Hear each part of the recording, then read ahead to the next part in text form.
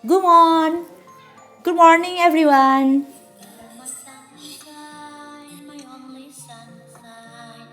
Bismillahirrahmanirrahim.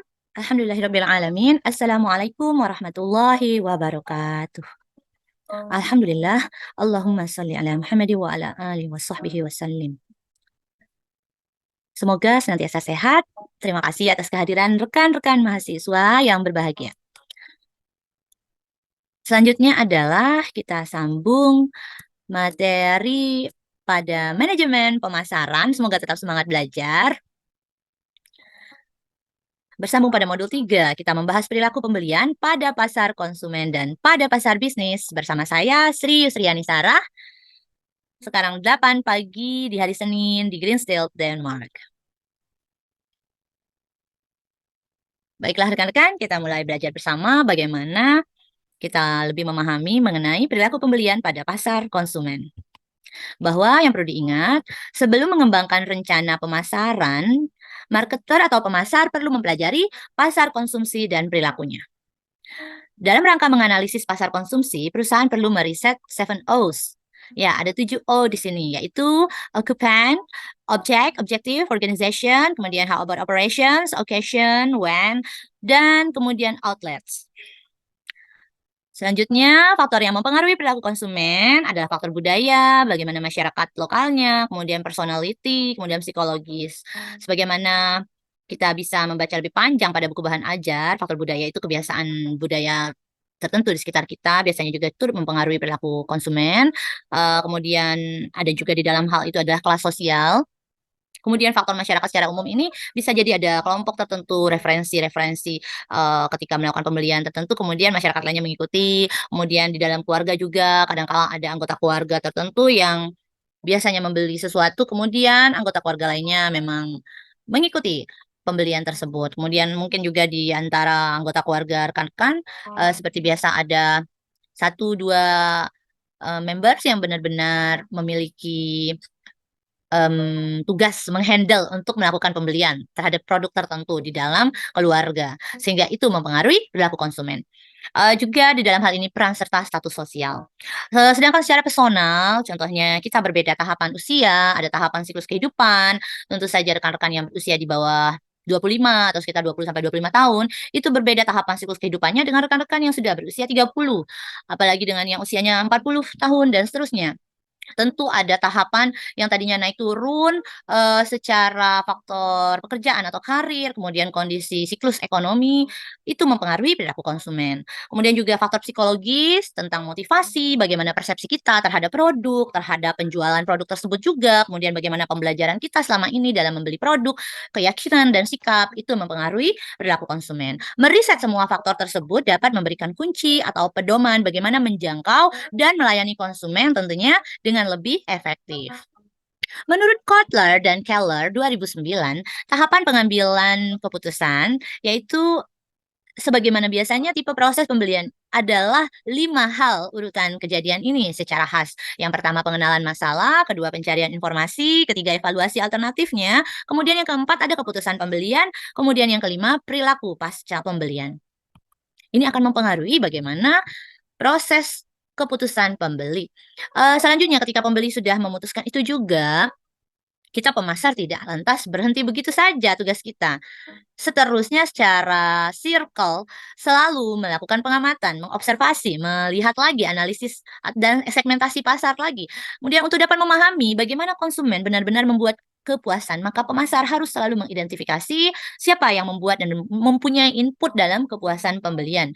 Kemudian orang itu mungkin saja dapat menjadi penginisiatif, itu dianalisis oleh pemasar. Kemudian siapa yang memberikan pengaruh, pembuat keputusan, siapa pembeli, siapa pengguna, dan kampanye pemasaran yang berbeda mungkin ditunjukkan kepada masing-masing tipe orang. Kemudian pemasar juga menguji tingkat keterlibatan pembeli dan banyaknya merek yang tersedia untuk menentukan apakah komitmen berada dalam perilaku pembelian kompleks, perilaku pembelian reduksi ketidaksesuaian, perilaku pembelian karena kebiasaan, atau konsumen melakukan pembelian untuk mencari variasi saja. Kemudian tugas pemasar, selain untuk memahami perilaku pembeli pada setiap tahap dan pengaruh apa yang bisa dioperasikan, juga melihat, mengamati sikap orang lain, faktor situasi yang tidak terduga. dan resiko yang dirasakan semuanya itu akan mempengaruhi keputusan pembeli. Jadi seperti juga tingkat keputusan pasca pembelian yang tadi kita bahas merupakan salah satu step bagaimana ada keputusan pembelian. Jadi pasca keputusan pembelian konsumen dan tindakan pasca pembelian kepada perusahaan itu adalah tugas pemasar. Kemudian pelanggan yang puas menjadi catatan kita itu akan melanjutkan untuk membeli. Bisa jadi menjadi setia, loyal gitu terhadap produk. Pelanggan yang tidak puas akan menghentikan pembelian produk. Tapi dalam hal ini banyak riset mengembangkan berbagai model kemungkinan pelanggan yang tidak puas melakukan komplain. Dan komplain itu apabila ditanggapi dengan baik dan selesai, mungkin pelanggan akan melanjutkan pembelian. Jadi, untuk itulah semua pemasar yang ingin selalu meningkatkan pelayanan terhadap pelanggan atau konsumennya, tentu ia akan senantiasa menganalisis pasar, mengidentifikasi dan memahami perilaku pembelian. Kemudian, ketika pelanggan bisa saja memang tidak puas dan menghentikan pembelian produk itu, bisa saja ada efeknya pelanggan menyampaikan kata-kata atau testimoni kepada rekannya. Atas dasar alasan inilah, maka perusahaan harus bekerja, artinya harus memiliki tekad yang kuat untuk menjamin kepuasan pelanggan pada setiap jenjang yang tadi proses pembelian. Sekarang pada pasar bisnis, bagaimana pula pasar bisnis atau business market? Di sini pembeli membeli barang dan jasa untuk kemudian digunakan dalam memproduksi produk dan jasa mereka sendiri atau dijual kembali kepada orang lain. Business buying process adalah proses pengambilan keputusan oleh pembeli bisnis. Bisnis to bisnis berarti untuk menentukan produk dan layanan yang perlu dibeli oleh organisasi mereka. Kemudian menemukan, mengevaluasi, dan memilih antara pemasok serta merek yang tersedia. Jadi hampir sama tadi, akan ada lagi circle-nya, menganalisis, mengidentifikasi, kemudian menemukan lagi, dan mengevaluasi seterusnya. Beginilah tahapan proses pembelian bisnis. Jadi ketika ada pengenalan masalah, deskripsinya berupa kebutuhan umum itu apa saja, kemudian selanjutnya implementasinya mengetahui spesifikasi produk, kemudian pencarian pemasok, kemudian selanjutnya pengumpulan proposal dan pemilihan pemasok, lanjut spesifikasi pesanan rutin. Kemudian akan ada evaluasi tinjauan ulang kinerja. Manfaat procurement B2B ini tentu saja memangkas biaya transaksi. Ya, pembeliannya kan banyak dan menghasilkan pembelian yang lebih efisien bagi pembeli maupun pemasok. Kemudian mengurangi waktu antara pesanan dan pengiriman, memberikan keleluasaan bagi orang-orang pembelian untuk memfokuskan diri pada isu yang lebih strategis, memudahkan mengakses pemasok baru. Jadi begitulah rekan-rekan, ketika misal ketika pengenalan masalah pada perilaku pembelian bisnis, tahap pertama tersebut, proses pembelian bisnis yang mana seseorang di dalam perusahaan, artinya bisa jadi dalam tim manajemen pemasar, mengenali masalah atau kebutuhan yang dapat dipenuhi dengan memperoleh barang atau jasa untuk keperluan organisasi, atau untuk kemudian selanjutnya dijual kembali kepada market. Kemudian setelah itu deskripsikan kebutuhan umum, tahap dalam proses pembelian bisnis, di mana perusahaan menggambarkan karakteristik umum dan kuantitas produk yang diperlukan tersebut. Kemudian adanya spesifikasi produk, jadi tahap proses pembelian bisnis, yang mana organisasi tentu saja melakukan pembelian dengan memutuskan dan menetapkan spesifikasi karakteristik teknis produk terbaik untuk produk yang diperlukan. Kemudian pencarian pemasok, dan ini membutuhkan komunikasi, tahap proses pembelian bisnis di mana ini pembeli berusaha menemukan tentu saja vendornya yang terbaik. Kemudian pengumpulan proposal itu tahap ketika pembelian bisnis di mana pembeli akan mengundang pemasok. Jadi siapa pemasok yang akan dipilih, yang mana yang mutunya lebih baik ketika mengumpulkan proposal tadi. Kemudian ada tahapan meeting, pemilihan pemasok mana, di mana pembeli akan meninjau ulang proposal tadi dan bisa jadi memilih satu atau beberapa pemasok yang diperlukan. Kemudian adanya pesanan, kemudian setelah ada pesanan rutin, ada proses pembelian bisnis di mana ada dalam proses jual beli tersebut tentu saja ada proses menulis pesanan yang tepat, proses perjanjian, kemudian menyebutkan secara akurat spesifikasi teknisnya, kuantitasnya itu berapa yang diperlukan, waktu pengiriman yang tepat untuk diharapkan, kemudian adanya kebijakan misalkan barang ada return gitu, dan adanya jaminan, itu bisa jadi. Kemudian nanti kelak di antara B2B ini ada evaluasi kinerja, ada tinjauan ulang lagi, bagaimana apakah sama-sama puas atas jual beli tersebut secara B2B. Jadi bisa jadi ada modifikasi selanjutnya, meninggalkan suatu kesepakatan, misalnya langganan selama 1 tahun, triwulan, atau dalam suatu masa tertentu. Kemudian ada lagi kemungkinan besar ada sesi diskusi dan rekan ada yang bertanya mengenai lebih jelasnya positioning. Positioning itu yang sudah kita bahas bersama dalam minggu lalu, bahwa salah satu upaya perusahaan untuk makin menetapkan citra atau strategi pemasaran itu menajamkan citra tertentu dalam pikiran konsumennya. Jadi bukan tentang apa yang dilakukan perusahaan pada produk, tetapi positioning adalah apa yang perusahaan lakukan untuk mempengaruhi persepsi konsumen. Ya, persepsi konsumen sebagaimana kita jadi ingat sampai sekarang, misalkan satu quotes, orang pintar minum bla bla bla, gitu ya. Kemudian contoh dalam tugas misalnya suatu bank, untuk kita pertimbangkan, bank tersebut memahami bagaimana membangun positioning yang kuat pada organisasinya. Maka kita bisa menganalisisnya, apakah memang beneran bank tersebut sudah membangun positioning yang kuat. Jadi mungkin kita lihat analisis strategi pemasarannya, apa tadi pesan-pesan atau quotes yang disampaikannya kepada konsumen, kemudian cara organisasi ini membedakan diri dari kompetitornya.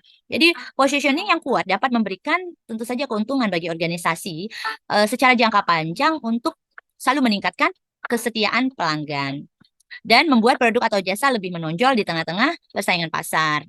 Kemudian contoh lain ya positioning, ketika sudah ada sekarang ini mobil dengan model hibrid. Jadi kata orang ini sudah nih hibrid dianya udah em, mendukung green, eco-friendly gitu. Kemudian semua orang akan tahu di kepalanya, oh mereknya yang ini gitu. Jadi ketika terlintas suatu merek produk tersebut eh, pada konsumen, pada calon pembeli yang akan setia pada produk, maka di situ berarti positioning telah berhasil. Seperti itu. Tips memahami, sekarang saya kasih tambahan, share mengenai tips memahami ketika kita ingin lebih mengenal mengenai perilaku pembelian pada pasar bisnis. Karena pasar bisnis ini tentu saja pembeliannya relatif lebih bervariasi, lebih banyak kuantitasnya dan efeknya tentu saja lebih besar karena apalagi sekarang sudah makin berkembang dengan e-procedure ya, e-commerce gitu. Jadi yang pertama untuk tips memahami perilaku pembelian pada pasar bisnis yaitu bahwa tentu saja diharapkan setiap pemasar selalu ingin mendengarkan dan memahami kebutuhan pelanggan. Kemudian mengenali proses pembelian yang ada. Kebutuhan pelanggan itu tentu saja tadi dengan riset pasar dan dengan adanya riset pasar atau menganalisis ini tentu saja jadi mengetahui, mengidentifikasi kebutuhan tersebut, jadi tahu segmen targetnya. Kemudian yang kedua tadi mengenali proses pembelian. Jadi pemasar memahami tahapan yang dilalui pelanggan dari mulai mengidentifikasi kebutuhan, kemudian mengevaluasi solusi, hingga kemudian membuat keputusan pembelian. Selanjutnya adalah dalam perilaku pembelian bisnis juga, tentu saja dari tim manajemen pemasaran berkolaborasi dengan semua tim manajemen lainnya tentang menganalisis kompetitor. Jadi ada studi khusus tentang apa yang ditawarkan oleh kompetitor. Itu kita lakukan secara berkala, tentu saja dapat membantu dalam memahami preferensi dan ekspektasi pelanggan. Kemudian tentu saja yang tidak kalah pentingnya adalah langkah untuk membangun hubungan dengan pelanggan. Jadi semua tim pemasar dalam manajemen pemasaran di setiap organisasi tentunya ada pelatihan, pengembangan skill untuk selalu berkomunikasi dengan pelanggan, berkomunikasi yang efektif, menjalin hubungan yang baik dengan selalu meningkatkan pelayanan terhadap pelanggan, sehingga dapat membantu memahami kebutuhan dan perilaku pembelian pelanggan. Kemudian yang kelima, tentu saja tidak pernah bosan, manajemen pemasaran selalu mengandalkan tim membersnya untuk melakukan segmentasi pasar, jadi mengidentifikasi dan menargetkan segmen pasar yang spesifik, tentu saja kemudian dapat membantu perusahaan dalam menyusun strategi pemasaran yang lebih efektif. Kemudian, sebagai manajer pemasaran, jangan lupa selalu pantau tren pasar, terutama dalam B2B. Kita harus memahami tren pasar saat ini dan tentu saja akan mempengaruhi pembelian secara kualitas dan kuantitas dalam hal ini, dan tentu dapat membantu perusahaan lebih proaktif dan responsif terhadap kebutuhan dan perilaku pelanggan. Kemudian selanjutnya adalah tipsnya selalu analisis mengenai feedback atau testimoni dari pelanggan. Ini sangat penting apalagi pada era digital saat ini. Memahami feedback atau memeriksa ulasan dari pelanggan dapat memberikan wawasan berharga mengenai apa yang sangat menjadi value, apa hal yang dihargai oleh pelanggan, dan area mana yang memerlukan perbaikan. Menerapkan tips ini dapat membantu perusahaan lebih memahami perilaku pembelian pelanggan dalam pasar bisnis, sehingga mereka dapat lebih efektif dalam mengembangkan strategi pemasaran dan produk yang memenuhi kebutuhan pelanggan. Itu saja dari saya, semoga bermanfaat. Kita lanjutkan kembali saat ini, semoga semoga tidak ada kejenuhan untuk mengumpulkan sumber referensi mengerjakan tugas sesi 1.